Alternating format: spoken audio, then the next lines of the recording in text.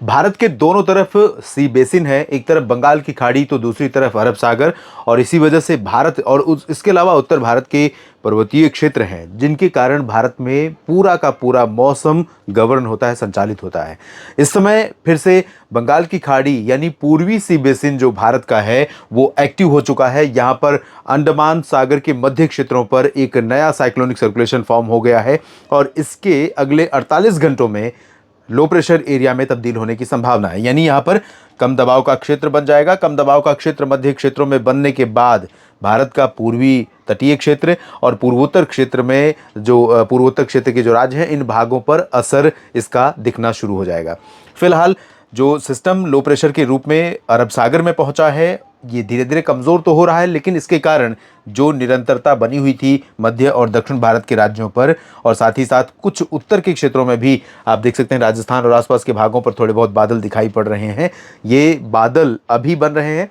अगले 24 घंटों के दौरान भी इस तरह की निरंतरता, इस तरह की कंटिन्यूटी होने के कारण यहाँ तमाम इलाकों पर मध्य दक्षिण के क्षेत्रों में बादल लगातार बनते रहेंगे और कई जगहों पर एक्टिविटी होती रहेगी। और उत्तर के क्षेत्रों में यानी राजस्थान, एडजॉइनिंग उत्तरी मध्य प्रदेश, सेंट्रल और वेस्टर्न यूपी, दिल्ली, हरियाणा के कुछ इलाकों पर थोड़े बहुत बादल कल दिखाई पड़ेंगे।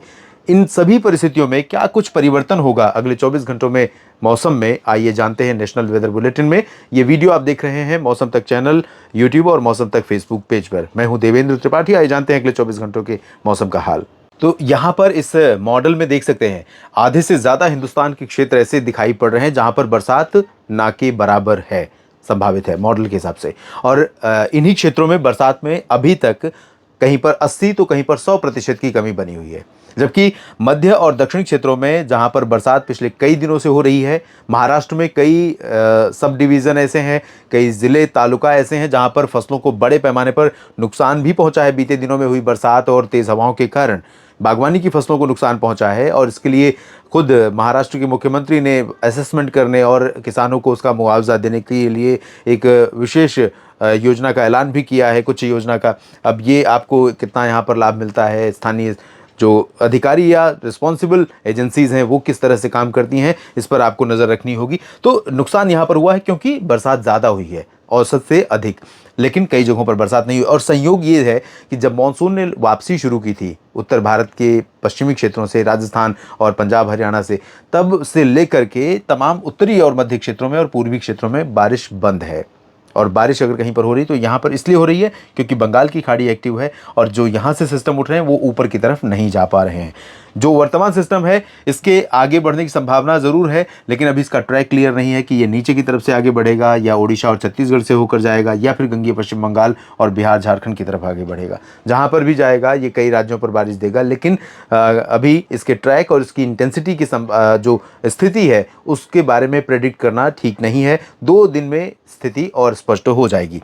तो आइए शुरुआत करते हैं जहां पर ज़्यादा बारिश की संभावना अगले 24 घंटों में है।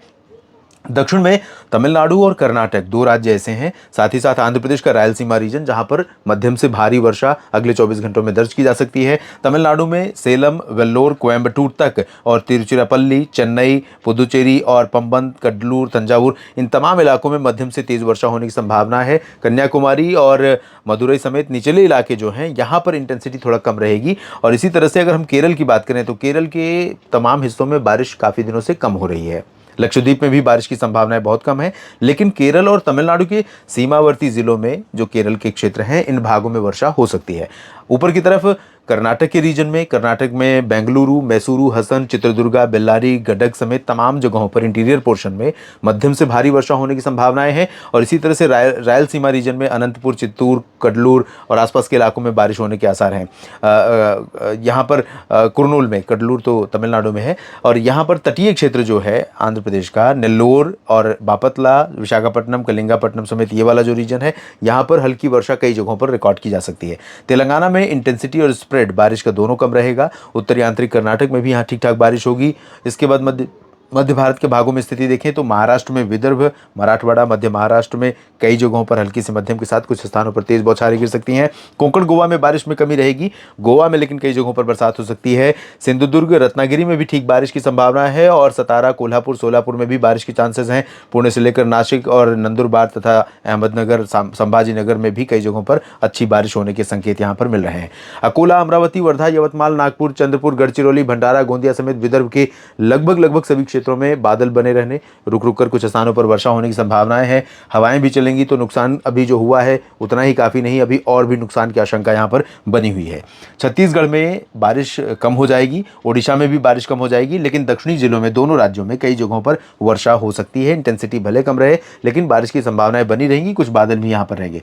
धीरे धीरे ओडिशा के उत्तरी क्षेत्रों से यहाँ से बरसात शुरू होगी। फिलहाल अभी जो संभावना है उत्तरी ओडिशा में इंक्लूडिंग राउरकेला, केंदुझार, बारीपादा, कटक, पुरी, पारादीप, बालासोर, भद्रक, इन तमाम जगहों पर ड्राई वेदर रहेगा। रायपुर के ऊपर के रीजन में पेंड्रा रोड, अंबिकापुर, कोरिया, सरगुजा, यहाँ तक कि कबीरधाम, कवर्धा, बेमेतरा, बलौदाबाजार, भाटापारा, महासमुंद, राजनांदगांव से लेकर तमाम जगहों पर ड्राई वेदर रहेगा। मध्य प्रदेश में जबलपुर, मांडला, बालाघाट और नर्मदापुरम, छिंदवाड़ा, भोपाल, उज्जैन, इंदौर, बैतूल, खरगोन, खंडवा, बुरहानपुर, इन तमाम जगहों पर बारिश की संभावना है। लेकिन सीमावर्ती ज़िलों में ज़्यादा चांसेस रहेंगे। जो महाराष्ट्र से सटे हुए सीमावर्ती क्षेत्र हैं, इसके ऊपर के रीजन में संभावनाएं बहुत कम रहेंगी। नीमच, रतलाम, उज्जैन, इंदौर से लेकर भोपाल के ऊपर अशोकनगर, शाजापुर, गुना, शिवपुरी, श्योपुर, ग्वालियर, भिंड, मुरैना, दतिया, खजुराहो, सागर, सतना, पन्ना, रीवा, सीधी, सिंगरौली, इन सभी भागों में ड्राई वेदर रहेगा। लेकिन भोपाल के ठीक ऊपर का जो गुना का संभाग है, गुना और आसपास का रीजन है, यहाँ पर कुछ इलाके ऐसे हो सकते हैं जहाँ बरसात हो जाए।